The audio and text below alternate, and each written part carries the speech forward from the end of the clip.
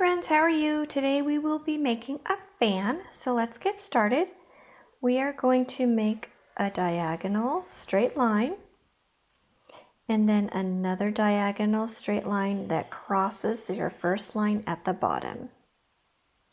Now we're going to go back and make another diagonal straight line that parallels with the first one, and another straight line that parallels with the second one, and we're going to want to close those up at each end. Now at the top we are going to make a curved line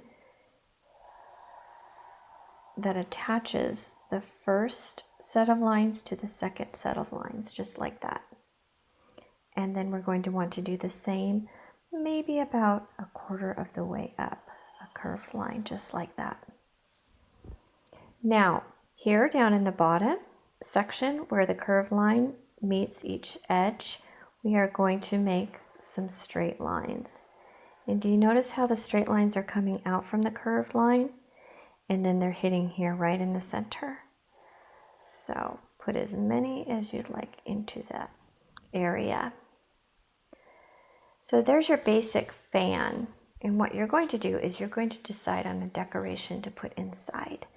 I tend to like to put daisies the inside of my fan. So if you're thinking about maybe making something for your mom for Mother's Day, she might like something like this, a drawing from you. So you can make daisies with a center and then some petals around it. It's up to you. Maybe your mom likes rainbows or birds or maybe butterflies.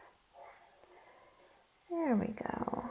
Now, another thing that you can do is you can create some little swirly lines. It's always fun. And we can even put some little leaves or berries. Let's put one more over here. How does that look? I think it looks pretty cool. So what I was thinking is I would put some little berries, just some little dots, or you can put some leaves. It's up to you, whatever you think looks nice. Just put around. The way that you make leaves are two curved little lines like this. If you choose that, that's really pretty as well. So I hope you like this project. I appreciate you watching. Thank you.